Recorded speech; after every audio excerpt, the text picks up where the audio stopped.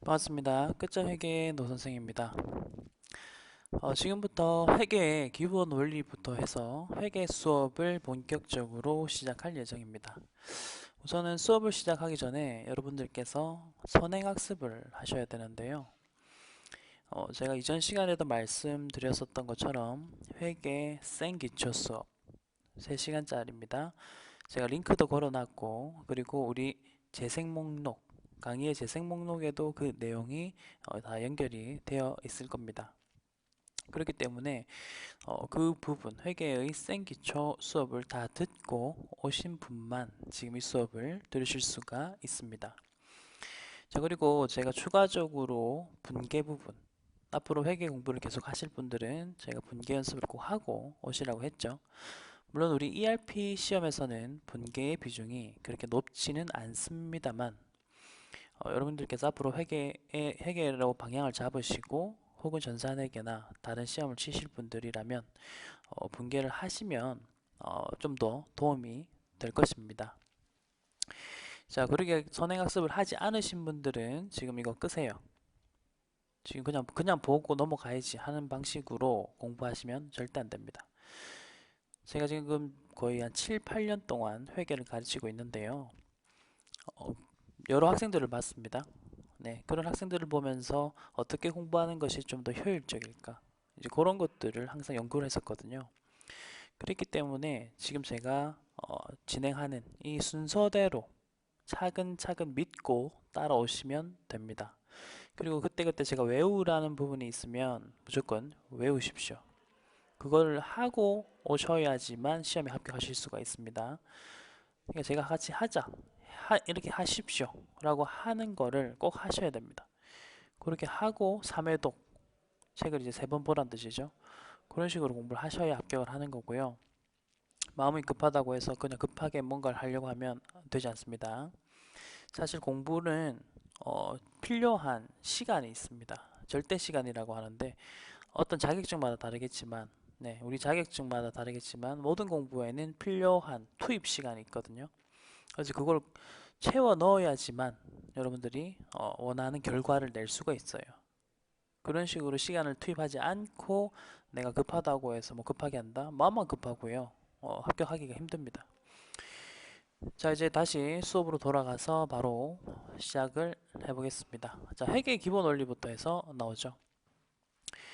자, 회계란 무엇인가? 이런 내용들은 항상 시험에 나오는 거예요. 그래서 이 중요한 부분이기 때문에 회계란 무엇인가? 이런 내용으로 해서 우리 ERP뿐만 아니라 전산회계, 전산세무, FAT 등등 모든 회계 시험에서는 회계란 무엇인가? 요거와 관련된 이야기가 항상 나옵니다. 첫 번째 키워드는 이해관계자, 두 번째 키워드는 유용한 정보를 제공하는 것이다. 이게 이제 회계라는 건데요. 우선 이해관계자부터 말씀을 드리자면 이는 이익, 해는 손해입니다. 이런 식으로 이익할 때 이와 손해할 때 손, 손해할 때 해자.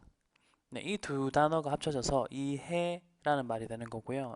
understand가 아닙니다, 이거는. 자, 그리고 우리 회사와 이익관계나 손해관계에 있는 사람을 이해관계자라고 하는 거죠. 그리고 이걸 또 다른 말로 하면 정보이용자라는 말도 씁니다. 정보이용자.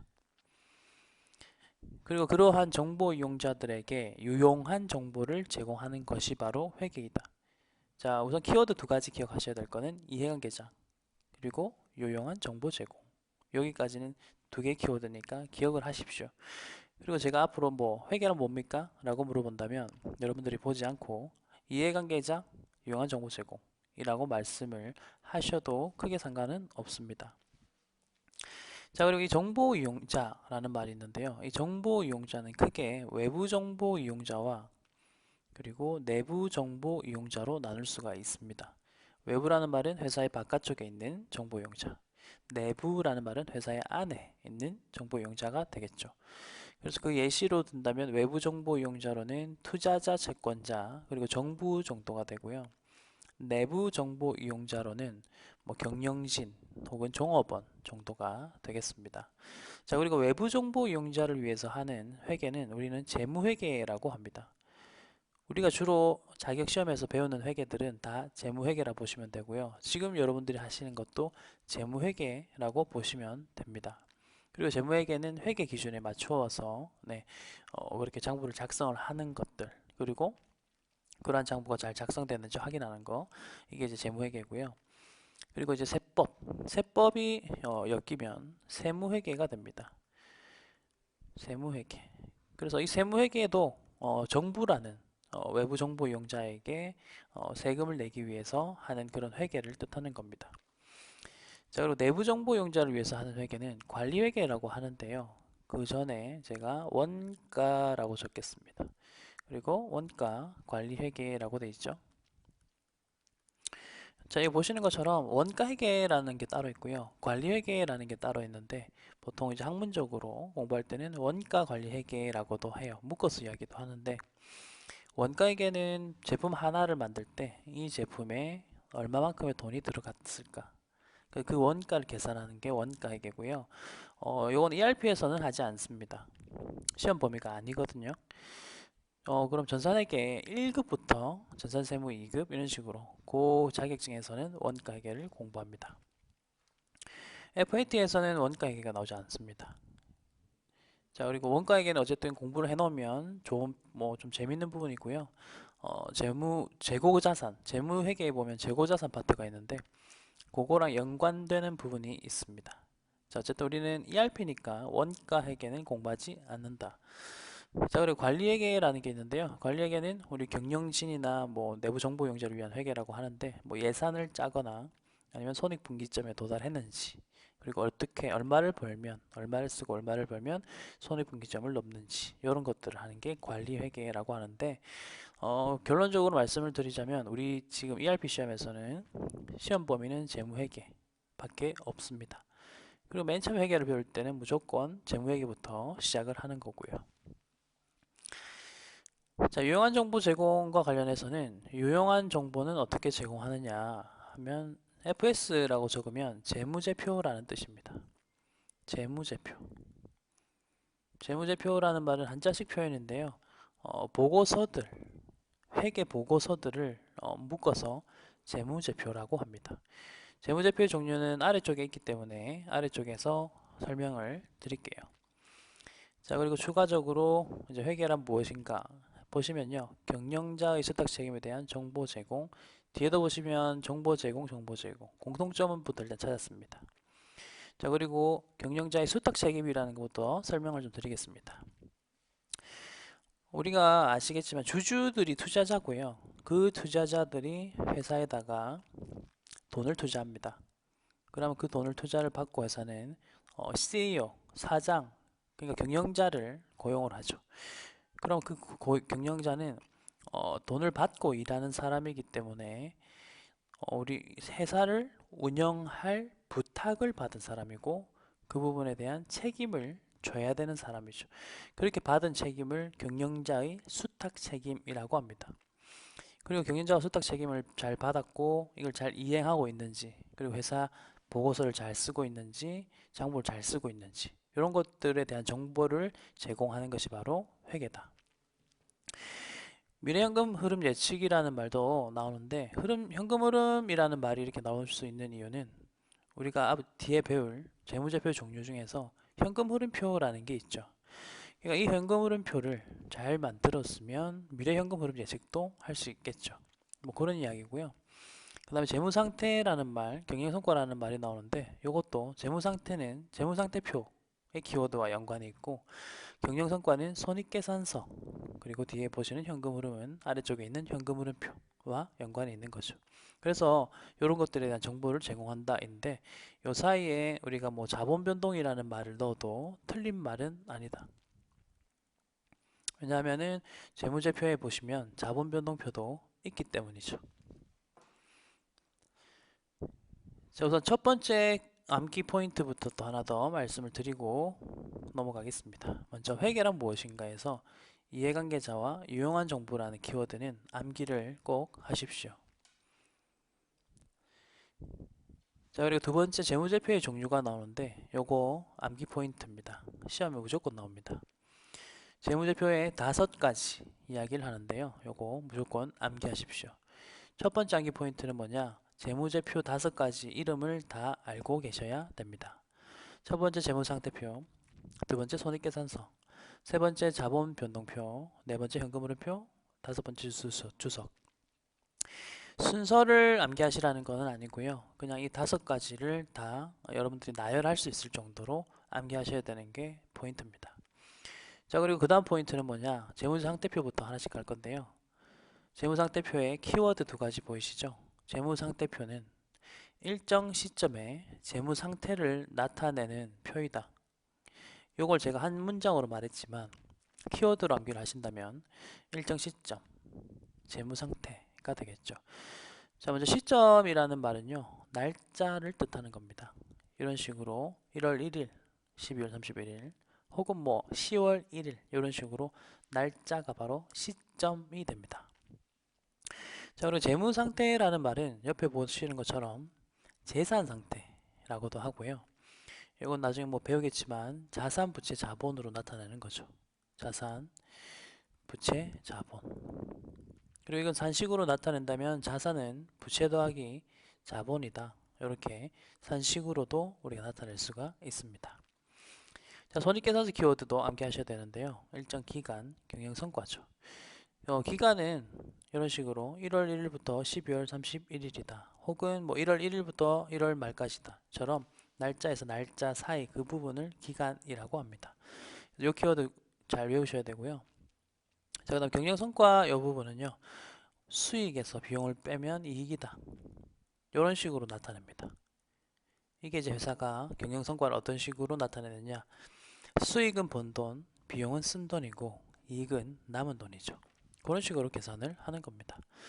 자, 그리고 자본변동표와 현금흐름표는 둘 다 기간이니까 크게 암기하는데 힘들지는 않으실 거고, 그리고 자본변동표 이름이 여기에 내용이 들어가 있고요. 현금흐름표도 마찬가지입니다. 자, 그럼 우리가 특이점을 하나 발견하셔야 되는데 그것은 바로 일정 시점. 그래서 항상 재무상태표를 일정 기간의 라고 많이 만듭니다. 이거 오답으로 만드는 거죠. 혹은 손익계산서나 자본변동표, 현금흐름표는 지금 원래 기간인데 요거를 시점 이런 식으로도 많이 변형을 시킵니다. 그래서 이 부분 암기를 꼭 하셔야 되고요. 자, 그다음에 현금흐름표 같은 경우는 또 활동을 3가지로 나누고 있습니다. 영업활동, 투자활동, 재무활동이라는 3가지의 활동으로 현금 흐름표는요, 현금이 들어오고 나가는 것만 추적해서 기록하는 표를 뜻합니다. 아니, 뭐 모든 장부는 당연히 현금 들어오고 나가는 거를 기록하는 거 아닌가요? 라고 생각하실 수도 있겠죠. 그런데 그렇지 않습니다. 왜냐, 회계는 발생주의라는 것을 사용합니다. 자, 방금 말씀처럼 현금이 들어오고 현금이 나가는 거, 그것만을 가지고 작성하는 거는 현금주의라고 하고요. 왼쪽에다 적겠습니다. 현금주의라고 하고요. 그거는 재무제표 중에서 현금 흐름표만 그렇게 작성을 합니다. 현금이 들어왔을 때 적고 나갔을 때 적고. 자, 그럼 발생주의 얘는 뭐냐는 거죠. 예를 들어 보면요, 이런 게 있죠. 내가 물건을 팔았고요. 물건 팔면 보통은 돈을 받아야 되겠죠. 현금주의에 따르면 돈을 받았을 때만 내가 장부에 적을 수 있습니다. 자, 근데 내가 물건을 팔고 그 사람에게 외상으로 물건을 팔았다. 그러면은 현금주의에 따르면 장부에 아무것도 적을 수가 없겠죠. 그러면은 지금 장부가 실제로 있었던 거래를 바로 반영을 못하고 있는 거죠. 그래서 나온 것이 사건이 발생하는 시점에 장부에다가 적어라. 그런 거를 발생주의라고 합니다. 현금이 들어오진 않았지만 사건이 발생했지 않느냐. 그걸 잘 적어야 정보 이용자들에게 유용한 정보를 제공하는 것이다. 우리가 처음에도 말했지만 회계의 정의는 정보 이용자에게 유용한 정보를 제공한다. 그 논리에서부터 무조건 시작을 해야 됩니다. 그렇기 때문에 어떻게 하면은 정보 이용자에게 유용한 정보를 제공할까? 그렇게 해서 나온 게 바로 발생주의가 되는 겁니다. 자, 다시 현금흐름표로 돌아가서요. 이렇게 3가지 활동으로 나누는데요. 요거 시험에 나옵니다. 각 활동에 속하는 내용들 있죠. 그 내용들을 매칭시키는 객관식 문제가 나오거든요. 그래서 영업활동부터 보겠습니다. 자, 영업활동의 특징은 키워드가 상품, 제품, 상품, 제품, 제조활동 이거는 제조하면은 제품이 되잖아요. 이런 식으로 키워드를 잡으십시오.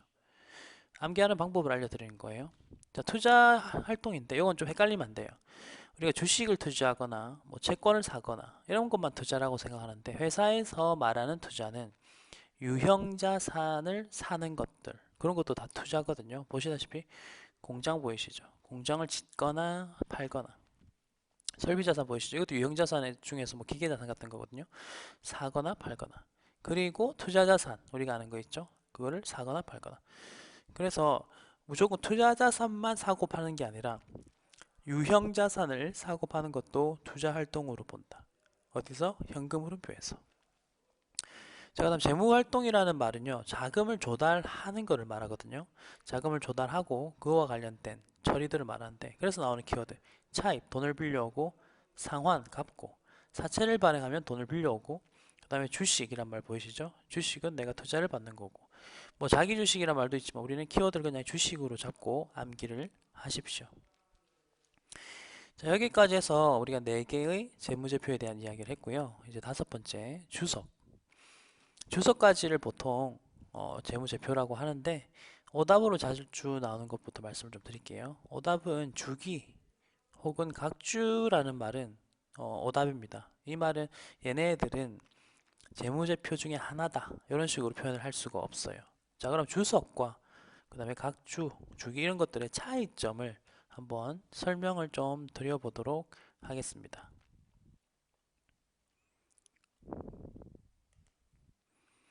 네, 화이트보드를 열어서 제가 한번 설명을 드리도록 할게요.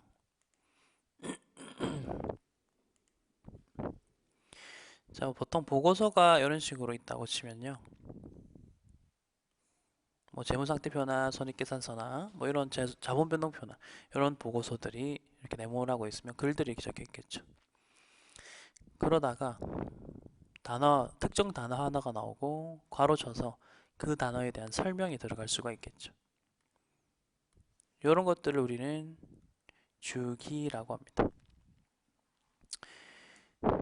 자, 그리고 또 가다가 단어가 나왔고 이제 괄호로 설명하기에는 내용이 좀 긴 경우가 있으면 1번이라고 딱 푸신 다음에 아래쪽에다가 1번은 이런 식으로 해서 설명을 하겠죠. 요거를 각주라고 합니다. 각은 이제 다리각입니다. 다리각 그리고 주 그런 식으로 하시면 되고 자, 그리고 또 내용이 가다가 이제 너무 요 단어를 설명하기에 너무나 많은 양의 페이퍼가 필요한 거예요. 그래서 각주처럼 아래쪽에도 달 수 없을 정도로 긴 내용이 들어가야 한다면 뒤에다가 종이를 하나 더 댄다. 그걸 설명하는 종이를 댄다는 뜻이에요. 이게 이제 별지잖아요, 별지. 그래서 키워드를 별지라고 하는 거예요. 주석의 키워드는 별지입니다. 뒤에 별도 종이를 더 대서 그거에 대한 설명을 쭉 하는 거죠. 이게 바로 주석. 됐나요? 그러니까 이게 재무제표 5가지 속하냐 안 속하냐를 이야기할 때 주기와 각주 같은 경우는 애초에 아까 전에 말씀드린 것처럼 재무상태표나 손익계산서 자체에 이미 뭐 그 내용이 그대로 들어가 있는데 주기 혹은 각주라는 형태로 이렇게 설명할 뿐인 거예요. 그래서 얘가 맞냐 아니냐는 구분할 필요가 없는데 주석 같은 경우는 뒤에 종이가 하나 덧대져 있길래 이 종이는 뭡니까? 이거 재무상태표 종이도 아니고 그런데요? 이렇게 물어보잖아요. 아, 이것은 재무상태표를 추가 설명하기 위해서 붙였습니다. 하다 보니까 얘가 재무제표가 되는 거거든요. 크게 의미는 없는 말인데 어쨌든 우리 시험을 위해서 한번 설명을 이렇게 드렸고요.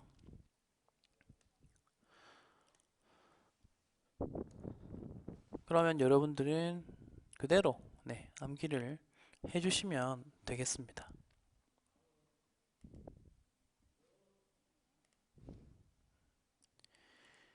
됐죠? 그래서 주석이란 단어, 얘만 재무제표에 포함될 수 있고 키워드는 별지이다. 그리고 주기랑 각주라는 말이 나오면 오답이다. 요거 기억해 주십시오. 자, 이제 3전표제 이야기를 할 건데요. 전표라는 거는 우리가 거래가 있을 때마다 분개를 해서 적는 그런 종이, 서류를 말해요. 근데 이제 그 전표도 입금 전표라는 게 있고 출금 전표라는 게 있고 대체 전표라는 게 있습니다. 그래서 키워드가 입금, 출금, 대체인데요. 이건 옆에 내용을 보시면 입금, 현금이 들어오는 거래. 그걸 적는 전용 전표가 입금 전표입니다. 그래서 분개를 해보면 이게 현금의 증가, 그러니까 자산의 증가는 우리가 차변에 적기로 약속이 돼 있거든요. 그러니까 즉 분개 시 차변에 현금 계정이 무조건 현금 계정만 나오는 거. 분개로 치면 이렇게 적죠. 차변에 현금 얼마 얼마 얼마 적고요. 대변에 다른 계정을 적으면 돼요. 이런 식으로만 적힐 수 있다. 이게 바로 입금전표. 출금전표는 반대겠죠. 돈이 나가는 거래. 그래서 분개할 때 대변에 현금 계정에 적히는 거죠. 그래서 분개를 하면 대변에 현금 얼마 얼마 얼마 나갔고 차변에는 다른 계정이 적히는 거죠. 이런 식으로 되고, 자 그럼 대체전표 같은 경우는요, 보시면 일부 현금 거래와 전부 비현금 거래. 대체전표는 그냥 모든 거래를 다 적을 수 있어요. 기본적으로 차변에 대변에 어떤 계정이 나와도 다 적을 수 있고, 뭐 현금이 이렇게 섞여 있기도 해요. 이런 식으로 현금이 대변에 섞여 있을 수도 있고요. 그러니까 결론적으로 뭐냐, 입금전표는 차변에 현금 계정만 있으면 입금전표, 출금전표는 대변에 현금 계정만 있으면 출금전표, 그리고 그 이외의 것들은 전부 다 대체전표라고 이야기를 할 수가 있습니다. 이것도 시험에 나왔기 때문에 내용을 넣어놓은 거예요. 자, 그럼 기본 문제를 같이 한번 풀어보면서 이야기를 해보겠습니다. 자, 먼저 1번. 회계 목적에 대한 설명을 옳지 않은 것은입니다. 자, 우선은 문제를 지금 총 몇 문제죠? 13문제가 있네요. 우선 13문제를 잠깐 멈추시고 다 풀어보시기 바랍니다. 지금 안 풀고 오신 분들은 다시 멈추세요. 13문제. 지금 당장 right now 푸세요. 오케이? 자, 다 풀었다는 가정하에 바로 풀이 들어갑니다. 회계 목적에 대한 설명으로 옳지 않은 것은 무엇이냐? 자, 먼저 경영자의 수탁 책임에 대한 정보의 제공이라는 거. 그 다음에 회계 감사 및 방법 절차. 자, 이 부분이 일단 답인데요. 회계 감사나 뭐 방법 절차는 회계 기준에는 안 나와 있고요. 이건 회계 감사 기준이라는 게 따로 있고, 이런 거는 이제 회계사들이 이걸 공부하는 거거든요. 우리 같은 일반적인 정보 이용자들은 회계 감사 방법이나 절차에 대한 정보를 제공하는 게 회계 아닙니다. 회계의 역할 중에 그런 거는 없다. 답은 2번이고요. 그리고 3번은 현금 흐름 예측에 유용한 정보고, 아까 전에 했던 것처럼 재무상태, 경영성과, 현금 흐름에 대한 정보, 이런 식으로 답을 잘 찾아주시기 바랍니다. 자, 이번의 답은 뭘까요?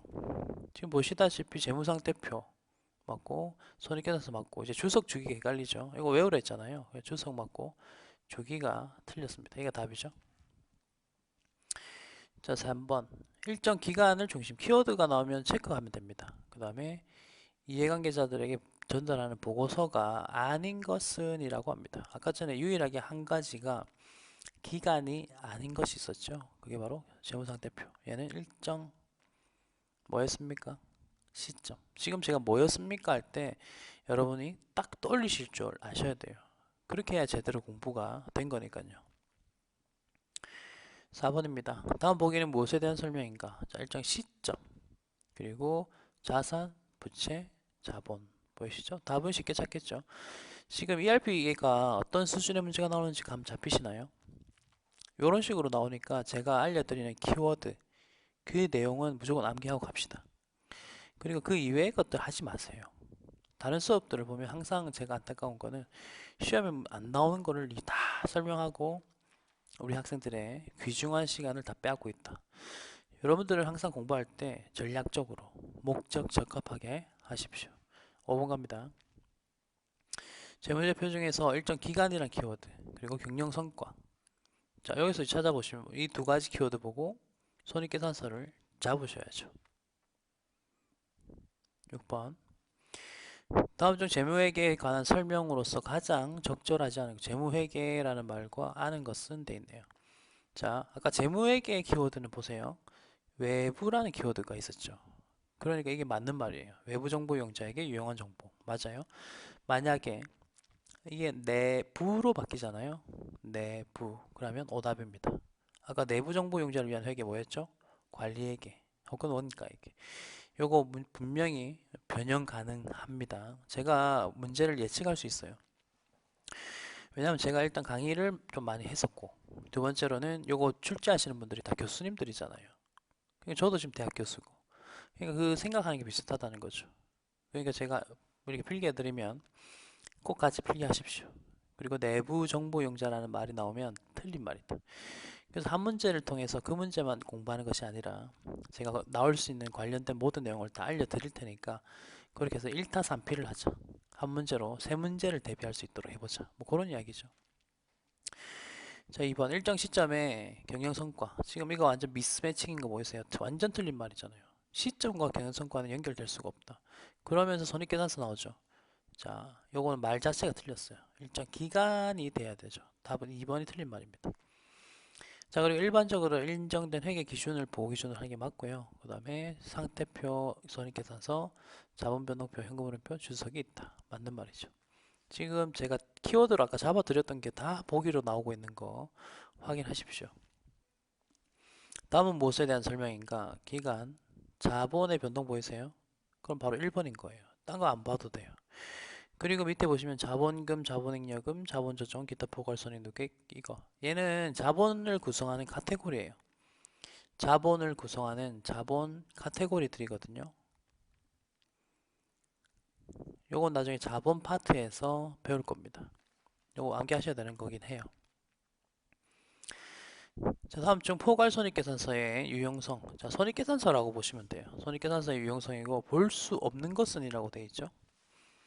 우선은 현금 흐름을 예측할 수 있다인데 요거는 이제 수익과 비용에 대한 정보가 있기 때문에 그렇습니다. 물론 수익과 비용도 현금이 들어오고 나온 것만 적히는 것이 아니라 아까 말씀드린 그 발생 주에 따라서도 적히긴 합니다만 어찌됐든 수익과 비용에 현금이 많은 비중을 차지하거든요. 그러니까 우리는 미래 현금을 예측할 수 있다. 이런 말을 쓸 수가 있고 과세소득의 기초자료라는 말인데 과세소득의 요 말이 키워드입니다. 과세하다 뭐에 대해서 소득에 대해서 그러니까 우리 회사가 얼마를 벌었는지를 알아야 세금을 거둘 수가 있겠죠. 그러니까 얼마를 벌었느냐 그것도 손익계산서에 나타나거든요. 손익계산서는 제가 앞으로 줄여서 PL이라 할 거예요. Profit and Loss의 약자입니다. 그러니까 요 정보에 PL에 항상 우리 회사의 수익과 비용 정보가 있고 그리고 최종적으로 남은 돈이 있잖아요. 그거를 바탕으로 해서 세금을 걷잖아요. 그러니까 과세소득의 기초자료 활용 이런 말이 나올 수가 있고요. 그 다음에 경영활동, 경영성과 보이시죠?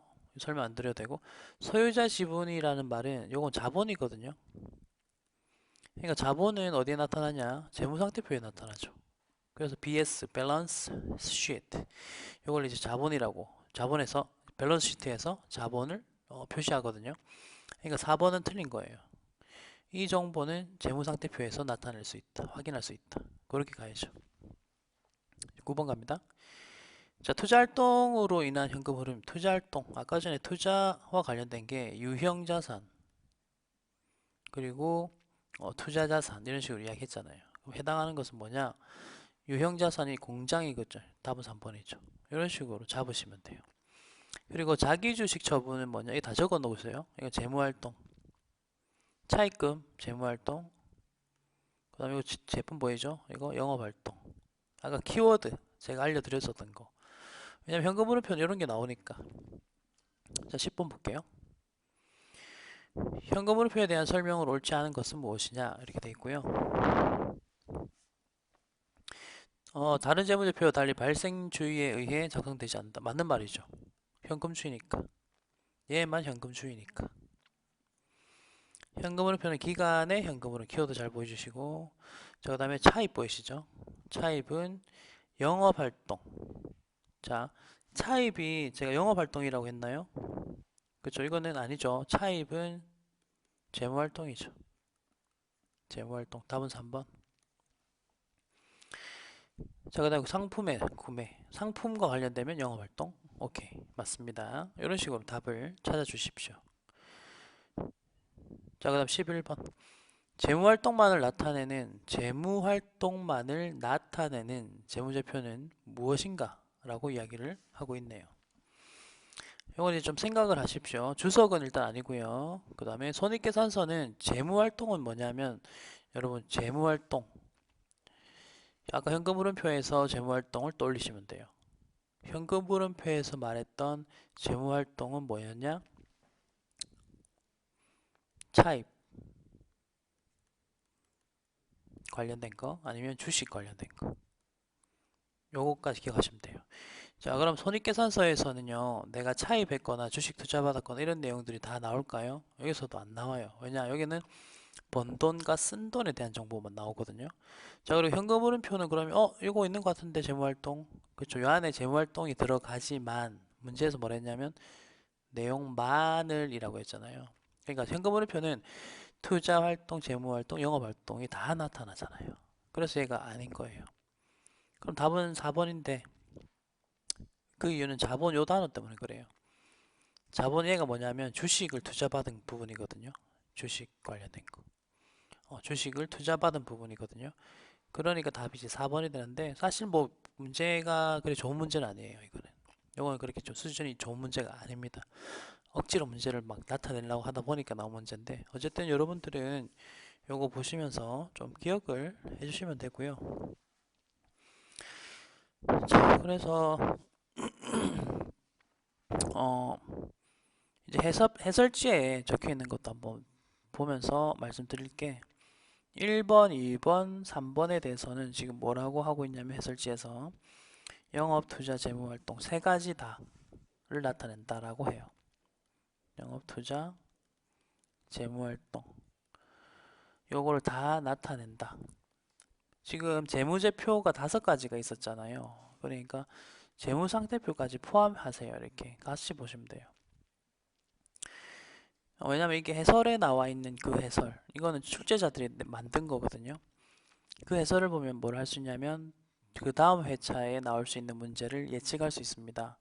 그렇기 때문에 그 해설도 같이 잘 보셔야 되는데 해설을 보면 1번, 2번, 3번 그리고 그 해설에는 안 나와 있지만 재무상태표까지 얘네들은 전부 다 영업, 투자, 재무활동의 정보들을 다 가지고 있다 라고 좀 봐주십시오.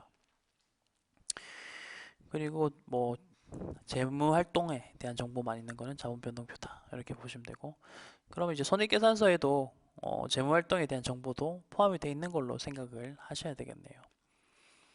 예를 들어서 우리가 돈을 빌려왔으면 그 빌려온 돈이 어떻게 들어왔느냐 어떻게 수익이 생길 수도 있고 비용이 생길 수도 있고 뭐 그런 게 있거든요. 이자 비용이나 뭐 이런 것들 그런 것들에 대한 정보는 이제 손익계산서에 적히니까 너무 깊이 생각을 하지 마시고요. 다시 돌아가서 말씀을 드리자면 일단 활동은 세 가지 활동이 있죠. 우리가 현금흐름표에서 배웠고요. 영업, 투자, 재무가 있습니다. 그리고 이 모든 활동들은 자본 변동표를 제외한 모든 재무제표에 다 나타날 수가 있다. 이렇게 기억하시고요. 그리고 유일하게 자본 변동표는 재무활동에 대한 정보만을 나타내더라. 그 이유는 주식 때문이다. 이렇게 기억을 하시는 게 시험 목적으로 적합하다. 그리고 다시 한번 덧붙였던 게 그리 좋은 문제는 아니니까 너무 이런 거에 붙잡고 시간 끌지 마라. 자주 나오고 중요한 것들을 확실히 외우려고 노력하시고요. 지금 보이시는 이런 문제들은 최대한 답만 빨리 외우고 넘어가시는 게 여러분들 정신 건강에 이롭습니다. 자, 12번, 13번까지 하고 이번 회차 강의를 마무리 짓겠습니다. 자, 재무상태표와 손익계산서에 대한 설명으로 옳지 않은 것은 뭐 이런 이야기를 하고 있고요. 읽어보겠습니다. 먼저 손익계산서. 손익계산서는 기간, 경영성과, 키워드를 잘 보십시오. 자, 그 다음에 손익계산서는 요거 잘 보셔야 될 게 좀 중요한 키워드가 하나 나왔거든요. 동태적 이렇게 나왔고요. 그 다음에 차변에는 비용, 대변에는 수익. 밑에 것도 일단 볼게요. 재무상태표는 정태적이라고 나왔고 차변에는 자산 그리고 자금의 조달이란 말하고 있고 대변에는 부채와 자본이고 이거는 자금의 운용을 뜻한다. 우선 결론부터 말씀을 드릴게요. 답은 3번인데 여기서 틀린 말이 뭐냐면 이 부분입니다. 이 부분. 이 부분이 틀렸어요. 자, 이제 설명할 게 좀 있으니까 제가 이거 하나하나 설명을 차근차근 드려볼게요. 4번 보기는 맞는 거니까 제가 따로 설명 안 드릴 거고요. 먼저 2번에 있는 동태적, 3번에 있는 정태적부터 말씀드릴게요. 이거 약간 말을 변형한 거거든요. 동태적, 움직일 동이죠. 자, 이런 거는 경제학적 용어인데 1월 1일부터 12월 31일까지 이런 식으로 기간, 기간 부분을 보통 동태적이다 이런 표현을 써요. 움직이는 부분이다. 그 다음 정태적은 멈춰있다는 뜻이죠. 그래서 얘는 시점 1월 1일이거나 12월 31일이거나 시점은 딱 멈춰있는 거잖아요. 그래서 정태적. 보통은 손익계산서는 일정 기간에 이렇게 이야기했었고요. 그 다음에 재무상태표는 일정 시점의 이렇게 이야기했었죠. 근데 그걸 조금 꼬은 거예요. 기간은 동태적과 연관되고요. 경제학적인 용어입니다. 정태적 이거는 이제 시점과 연관되거든요. 그러니까 이렇게 해놓은 거고. 자, 그 다음에 자금의 조달, 자금의 운용, 이 부분이 이제 어떻게 틀렸냐 하는 건데, T 계정을 하나 그려서 설명을 드릴게요. 재무상태표고요. T 계정입니다. 차변이 자산, 대변이 부채, 자본이라는 건 이제 아실 거예요. 우리는 부채, 돈을 빌려오거나 자본, 돈을 투자받거나 해서 돈을 가지고 오죠. 그러니까 이 부분이 뭐냐? 이 부분 자금의 조달이 되는 거죠. 여기까지 됐나요? 그럼 이렇게 조달된 돈을 어떻게 한다? 쓴다. 운용을 하는 거죠. 운용. 그래서 뭐 한다? 유형자산도 사고 재고자산도 사는 거죠. 그래서 여기 운용이 되는 거죠. 그럼 위에 말이 반대가 됐다는 거 아시겠나요? 네, 요 두 개는 지금 거꾸로 적혀 있는 거죠. 그렇게 수정하십시오. 그렇게 기억하시면 되겠습니다. 자, 마지막 13번 문제입니다. 요거는 이제 분계를 좀 아셔야지만 풀 수 있는 문제라서 일단 분계를 할 건데, 분계를 혹시 모르시는 분들은 그냥 뭐 외우십시오. 아니면 그냥 넘어가도 돼요. 자, 전표는 분계장 대용으로 최초 거래를 기록하고 일정한 양식을 갖춘 용지를 말하는데, 전표 아까 3전표 있었죠? 지금은 뭐 기말에 결산 정리 분계 중 감가상각비 계상 분계 이런 이야기를 하죠. 우선은 감가상각 기말에 하는 감가상각 분계부터 적어 드릴게요. 차변에 감가상각비라고 적고요. 대변에 감가상각 두 개액이라고 적습니다. 지금 처음이니까 다 적어 드리는데 앞으로는 제가 감가상각 누계액을 그냥 감누라고 적을 거예요. 그리고 금액을 이렇게 적어요. 이게 기말에 감가상각하는 분계, 기본 분계예요.